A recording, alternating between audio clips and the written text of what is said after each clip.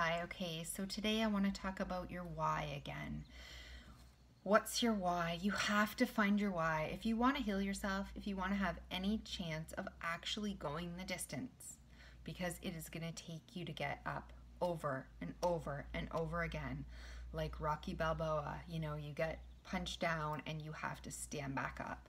So, in order to be so resilient, you need to find your why and you need to find why you are going to do this, why it matters, why you're never going to stop going forward until you are well, right? So this is the kind of determination that it takes to heal. So what's your why? What is your why? Most people will tell you that they know their why. Okay, so most of you are going to know, you're just going to instinctually know.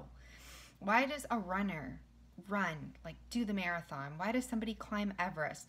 Somebody's maybe a certain sport, somebody plays music, they're a writer, they do something that it's not logical, they do it.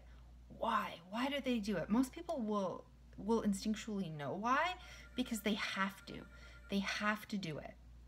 Sorry, that's my phone, I'm just gonna let it go. So they have to do these things. They actually feel like an inner calling, an inner need to do this, to succeed, to do what. But why is that? And you need to get to the same thing with your healing. Like, you will do whatever it takes to cross that finish line of whatever sport, whatever thing that you're trying to do. It's like that with healing. Until you are well, you cannot give up. You need to go. So why? So in the end, if you really ask yourself that question, and girls will relate to this more than men, because if you have ever been a mother, you will understand the power of a mother's love. So even if you're a man, you can relate to this because you know the power of your mother's love for you. So anyways, when you are a mother and you're holding that newborn infant in your arms and you look down and you connect into their face and a feeling comes over you, you are like, I will do whatever it takes to love you, to keep you safe. I will do anything for you. It's like that bear, that mother bear who will put herself in harm's way for her cubs. She will just go after whoever it is. If you get in the way of a mother bear and her cubs, you better watch out, right? And there's a picture, of a mother who just throws herself down on her child. At the first sound of a gunshot, she'll just throw herself on top of her child and shield the child, right? That is a picture of love. That is a symbol of why, right? That is that's an innate why that you can't even begin to understand. It's just born into you, right? You will do anything to protect. That picture of that mother just falling over top of that baby to shield it and taking the bullet instead is exactly what I'm talking about here, right? That kind of a picture will haunt you because you know that mother had to do it, right? There was no other choice, right? So when it comes down to it, when you're looking for your why, if you're saying, well, I don't know what my why is. My why is not strong enough. Here's your why, okay? I will tell you your why. Your why always comes down to either because they are worth it or because I am worth it, right? So you either have somebody in your life, usually family members, somebody you love, children, usually it's children, it could be a spouse, could be parents, whoever it is, it's like, I will do this for them. I will do this because they are worth it. That's why people all throughout history have done things, because somebody else is worth it to them, right? But if for some reason you have never experienced that, like you didn't have parents who loved you that way, that unconditional love, or you haven't been able to love a child or a spouse or anybody that way, and if you had a whole bunch of bad luck and you haven't been, but you still know that you're worth it, right? So because I'm worth it, because I deserve that kind of love, because I'm not going to go through to the end of this world without accomplishing my dreams and feeling that kind of love, because I am worth it. I deserve a happy ending, right? So usually there's only one of two reasons. It's because they're worth it or you're worth it, or both, hopefully. But that is really the reason of the why. It becomes because you have dreams. You have dreams, whatever they are, that you were put on this world. Only you, your soul was put here to accomplish something. And if you aren't healthy, if you aren't well, if you give up the fight for wellness, you will never be able to achieve those dreams that only your soul, that only the person inside you was sent here to do on this earth, right? Maybe it's for your family. You're not gonna, maybe it's something as simple as you're not gonna let them bury you if you only have parents and you don't have kids. You're just not gonna let that happen. Or, you know, because you have a purpose for being here, some sort of a purpose that is greater than you. And even if you don't know what that is yet, that you know that you do and you want to find out, you're not going to give up until you are able to fulfill the real purpose you came to this earth. And it is not to be sick. That it was not your destiny. That is not, I don't believe that is what the universe or God or whoever had in store for any human, is to suffer or to be sick, right? That's something that you have to overcome in order to do what you were put here to do. So some of the things that you can do, I mean, I guess another reason to look at your why is why? The question is, what's your why? It's because you would have done it for me. Okay, if that resonates with you, it's like I had a mom who's not here anymore. And, you know, that still is hard for me because we were best friends.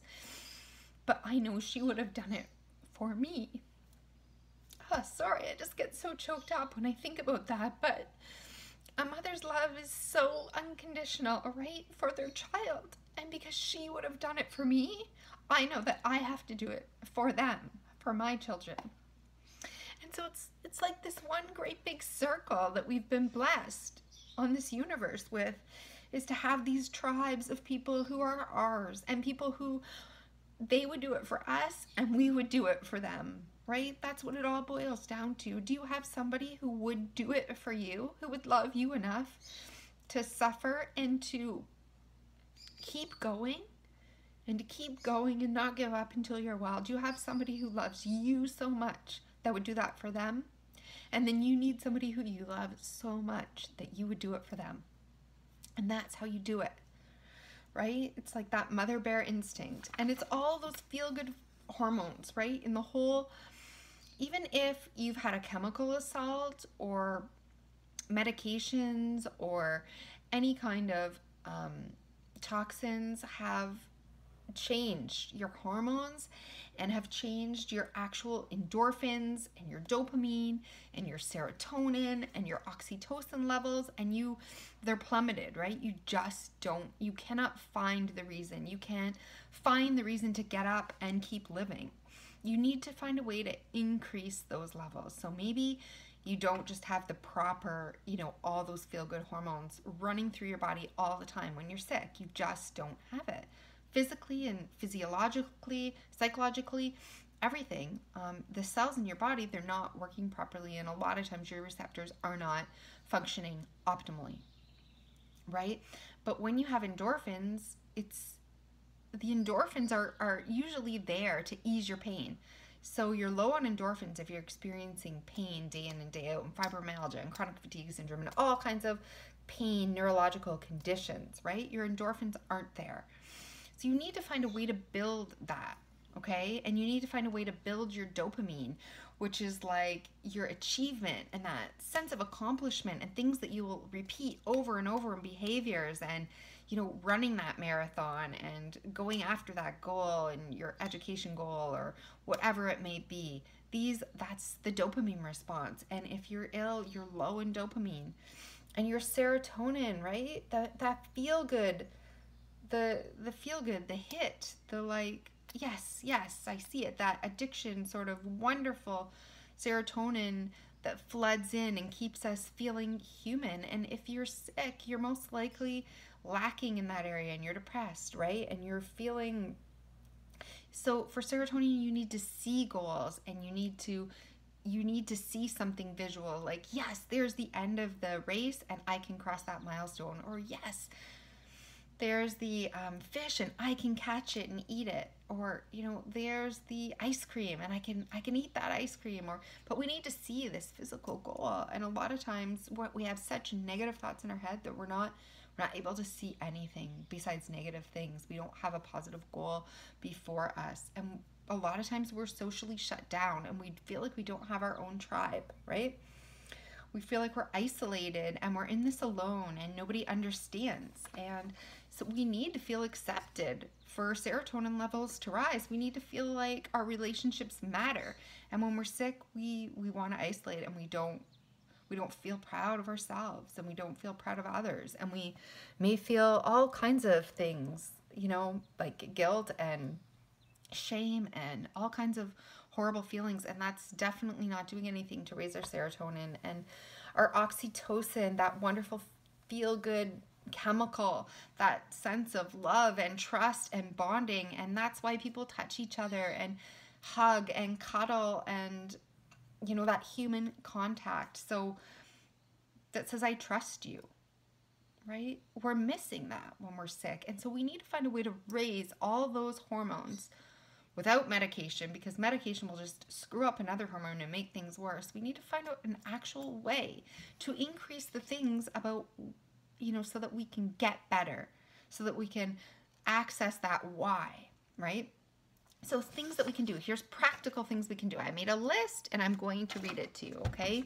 So practical things that you can do. You can do acts of kindness. That is going to increase all those feel-good chemicals and give you a reason, right? Give you that reason, because you would have done it for me and I would do it for you. If you do acts of kindness for people, I want you to hug people, touch people, you know, cuddle, find a tribe, maybe give of yourself, self-sacrifice in some way for others. Do something worthwhile, like a hobby or a talent, or do something that gets you respect from other people, earns respect, cooking dinners, helping out in any way you can. What other things?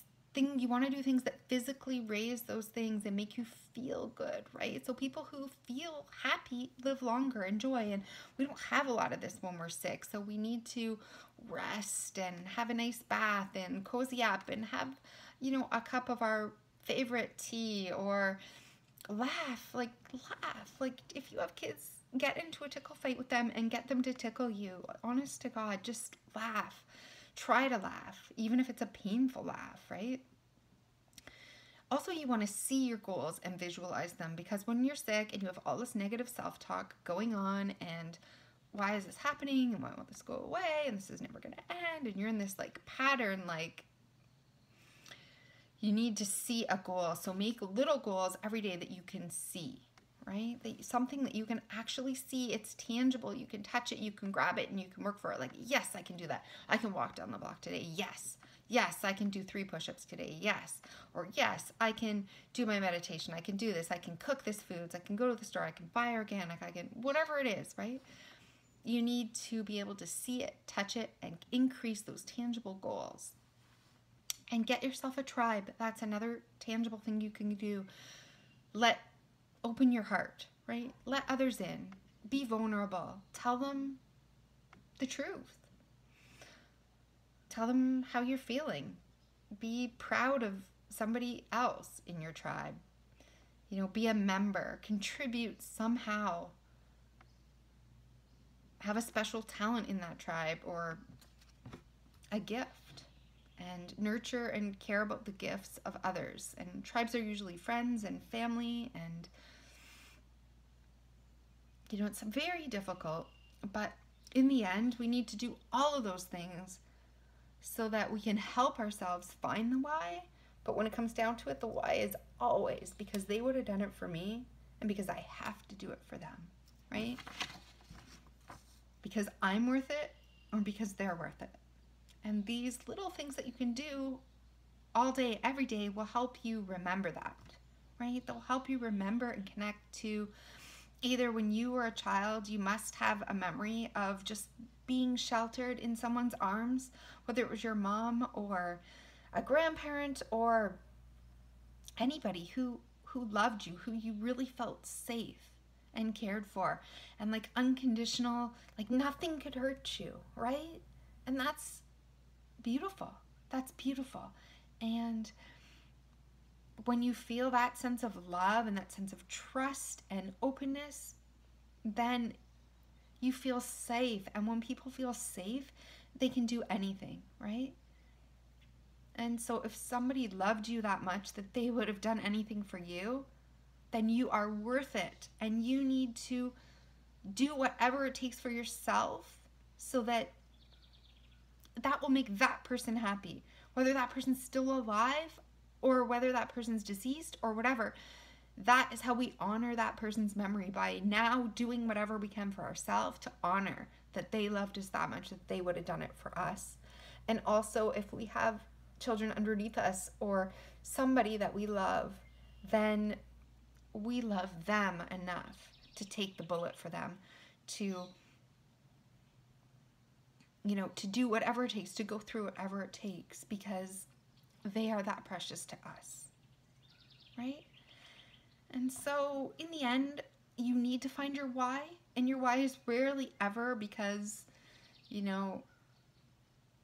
you want to get better so you can have a certain job or get a lot of money or buy a new house or, you can't work or whatever. The reason why is because your story matters, you matter, and this is not the life you want for yourself. This is not your happy ending, and somebody else matters in your life, and it matters that you get through this for them because they love you and they need you. So I hope that you all find your why and that you hang on to it when you feel like giving up, when you're knocked down, when you're especially on the ground and you're suffering, you're being beaten, you feel like you cannot hold on another second. You've been through too much.